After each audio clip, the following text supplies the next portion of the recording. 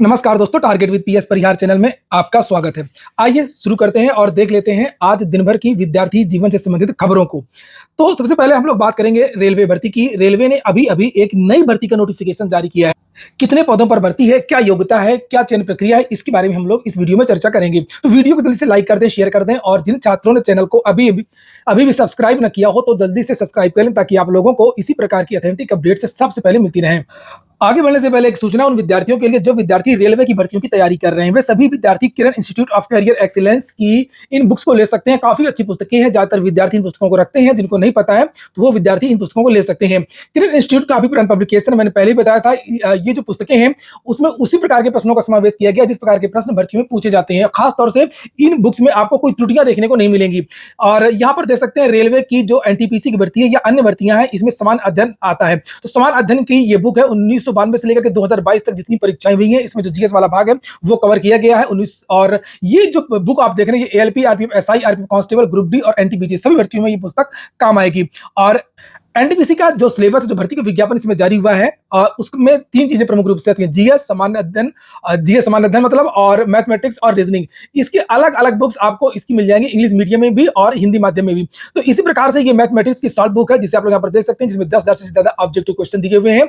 और ये सामान्य जानकारी, सामान्य विज्ञान की एक अलग से पुस्तक आती है। ये भी शॉर्ट पेपर है। इसमें 3790 से ज्यादा प्रश्न दिए हुए हैं। 1996 से लेकर के अब तक जितने भी एग्जाम हुए हैं सभी के प्रश्न उत्तर इसमें आपको मिल जाएंगे। सीबीटी 1 की अलग से पुस्तक आती है शॉर्ट पेपर, और सीबीटी 2 की अलग से आती है। तो ये सीबीटी 1 का पेपर है, ये देख सकते हैं आप लोग। अभी आप साल पेपर देख रहे थे। इसी तरीके से ये अलग अलग चैप्टर के भी आता है, जैसे आपने गणित का देखा, समान अध्ययन का देखा। ये रीजनिंग की भी पुस्तक है। ये देखिए, ये जो बुक्स हैं वो सभी कापी किताबों की दुकानों में आपको मिल जाएंगी। और अगर आप लोग ऑनलाइन मंगवाना चाहते हैं तो उसकी लिंक मैंने डिस्क्रिप्शन बॉक्स में दे दी है, आप लोग चाहे तो ऑनलाइन भी मंगवा सकते हैं। देखिए, बहुत संक्षेप में बताऊंगा मैं, एक एक मिनट सभी सूचनाओं के बारे में जानकारी दूंगा, बहुत लंबा वीडियो नहीं बनाऊंगा। और ये देखिए, ये इसमें जो सबसे प्रमुख चीज है वो है प्रमुख तारीखें। तो 20 तारीख की डेट पड़ी हुई है। आज ही इसका जो नोटिफिकेशन है वो जारी हुआ है, 20 सितंबर। और इसके लिए जो रजिस्ट्रेशन है वो कल से शुरू हो जाएंगे और इसकी जो लास्ट डेट है वो 20 अक्टूबर यहाँ पर बताई गई है। कौन कौन से पद हैं, कितने पद हैं, ये आप लोग यहाँ पर देख सकते हैं। कॉमर्शियल कम टिकट क्लर्क, ये देखिए टिकट क्लर्क, अकाउंट क्लर्क कम टाइपिस्ट, जूनियर क्लर्क कम टाइपिस्ट और ट्रेन क्लर्क। और इसमेमें यहाँ पर ये दिए हुए पद, जैसे कॉमर्शियल कम टिकट क्लर्क के 2022 पद हैं। इसी तरीके से अकाउंट क्लर्क कम टाइपिस्ट के 361 पद हैं। जूनियर क्लर्क कम टाइपिस्ट के 990 पद हैं और ट्रेन क्लर्क के 72 पद हैं। और ये मैं बता दूं कि जो इसके पहले विज्ञापन जारी हुआ था, लगभग 8,000 से ज्यादा पद थे जिसमें, तो वो वैकेंसी थी जिसमें योग्यता ग्रेजुएट मांगी गई थी, यानी ग्रेजुएट लेवल का वो नोटिफिकेशन था, जो 14 तारीख को जारी हुआ था शायद। और ये जो आज नोटिफिकेशन जारी हुआ, ये अंडर ग्रेजुएट है। तो इसमें जो इंटर पास विद्यार्थी हैं वो आवेदन कर सकते हैं। टोटल जो पद है वो 3,445 है। पदों की संख्या तो वास्तव में बहुत कम है, पद बढ़ना चाहिए।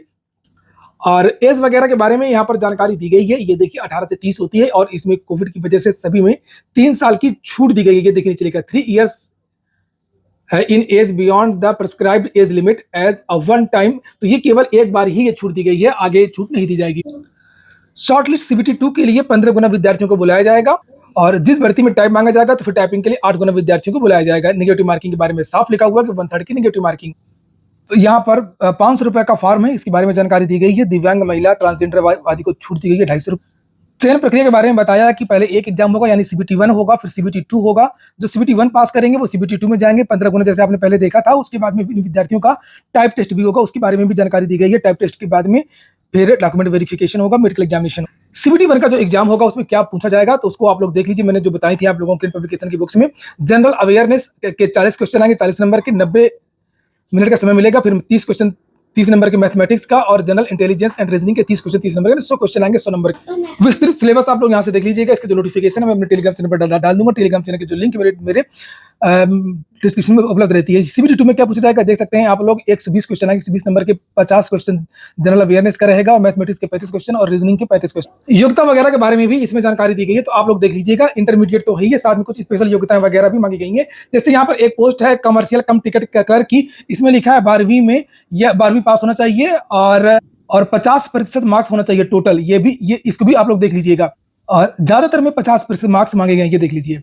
अगली सूचना है पीसीएस को लेकर के। कल प्रयागराज में कुछ विद्यार्थियों ने जिलाधिकारी को ज्ञापन दिया था और इसका विरोध किया था कि पीसीएस और आर में बदलाव नहीं होना चाहिए, इससे नॉर्मलाइजेशन होगा। नॉर्मलाइजेशन का उल्लेख नोटिफिकेशन नहीं किया गया। कुछ विद्यार्थी इसको कोर्ट में चैलेंज कर सकते हैं, भर्ती फंस सकती है। और इसके पहले भी नॉर्मलाइजेशन को लेकर के पीसीएस में बहुत सारा विवाद रहा है, जिसकी वजह से फिर मेंस में सब्जेक्ट्स को हटाया गया और कॉमन सब्जेक्ट्स रखे गए। तो यहाँ पर इसको लेकर के कल भी विद्यार्थियों ने ज्ञापन दिया था और आज भी कुछ विद्यार्थियों ने इसका विरोध दर्ज करवाया। ये देख सकते हैं, ये आज की नोटिस है, लोक सेवा आयोग की मोहर लगी हुई है। लिखा है माननीय अध्यक्ष महोदय, उत्तर प्रदेश लोक सेवा आयोग प्रयागराज। और वही जो चीजें आप लोगों ने देखी थी उसी के बारे में यहाँ पर जानकारी दी गई है और वही सारे बिंदु इसमें उठाए गए हैं।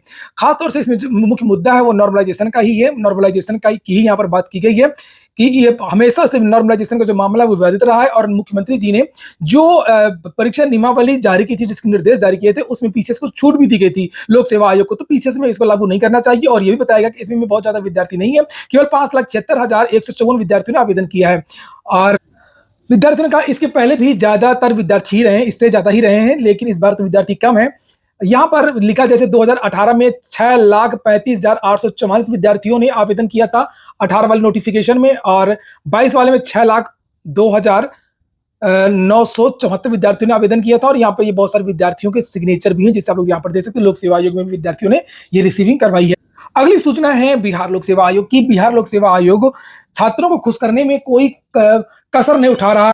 विद्यार्थियों को खुश करने के लिए बढ़िया नोटिफिकेशन और लगातार घोषणाएं और उनको कार्य रूप भी दे रहा है। ऐसी बात नहीं है जैसे यूपी में केवल हवाई घोषणाएं होती रहती हैं पेपर के माध्यम से, और कभी कभी तो मुख्यमंत्री जी स्वयं।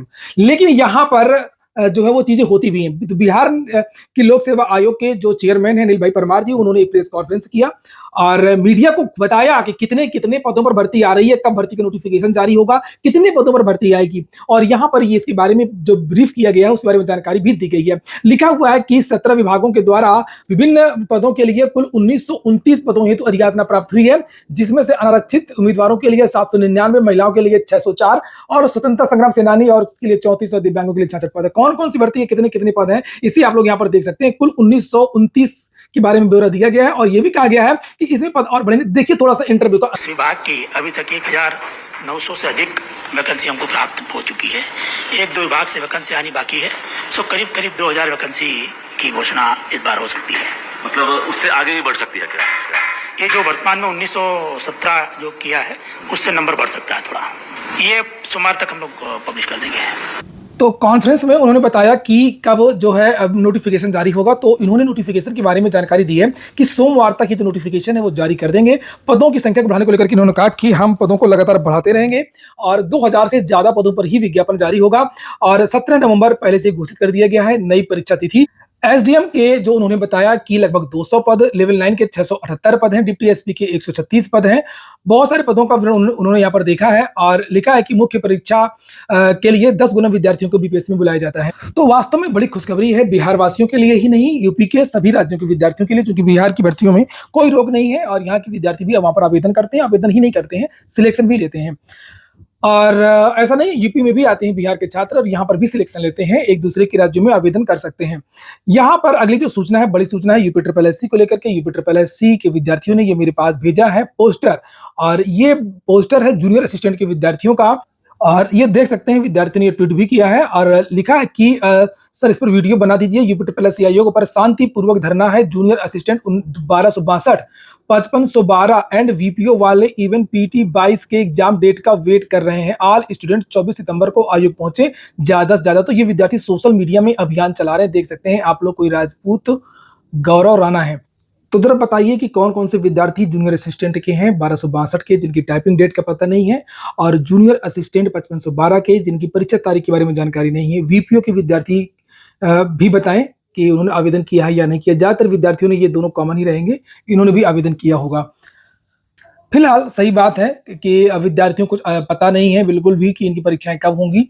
पीटी 2022 के भी विद्यार्थियों के लिए और पीटी 2023 के भी विद्यार्थियों को कुछ भी नहीं पता। यूपी ट्रिपल एससी में कुछ नहीं है और बस पुराने भर्तियों के एक आध रिजल्ट जारी हो रहे हैं, एक आध नोटिस जारी हो रही हैं। तो आखिरकार ये भी तो बताएं कि ये एग्जाम कब लेंगे।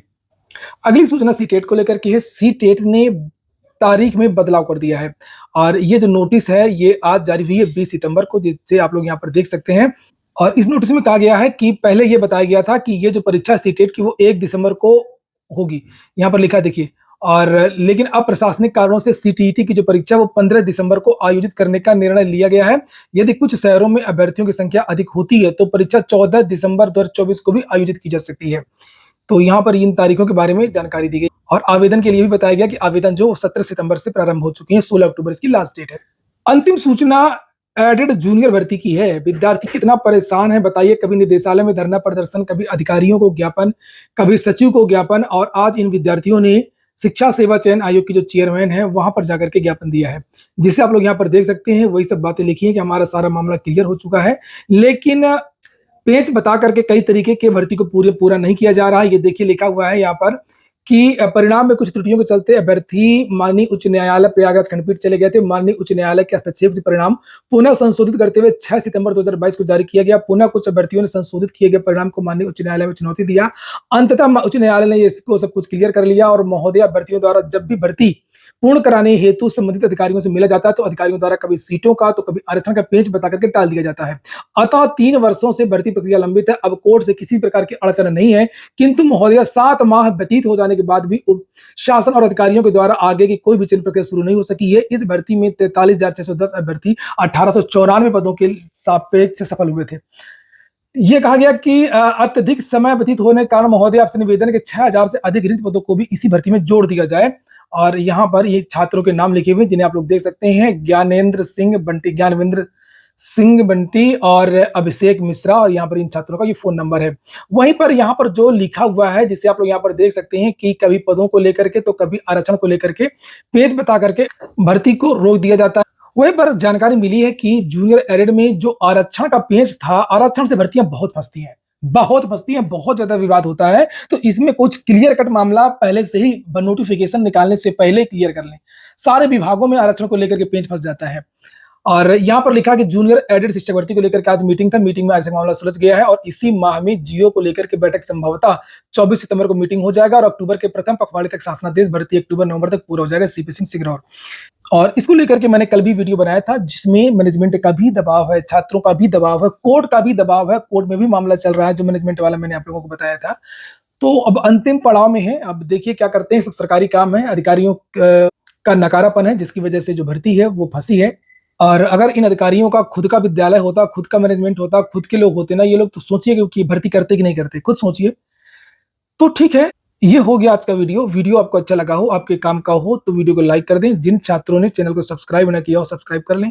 पूरा वीडियो सुनने के लिए बहुत बहुत धन्यवाद। ये यहाँ पर ये देख लीजिए, ये रजनीश कुमार हैं, काफी एक्टिव पत्रकार हैं, भर्तियों को लेकर के छात्रों को लगातार अपडेट देते रहते हैं और ऑथेंटिक अपडेट देते हैं। तो इन्होंने बीपीएससी को लेकर के एक जानकारी दी है जिसे आप लोग यहाँ पर देख सकते हैं कि टीआरई 3 में कोई बैकलॉग सीटें नहीं जुड़ेंगी और जो वैकेंसी है वो जो रिजल्ट है वो 87,774 पर ही जारी होगा। बाकी की जो पद है वो अगली वैकेंसी में जुड़ेंगे टीआरई 4 में। पूरा वीडियो सुनने के लिए बहुत बहुत धन्यवाद।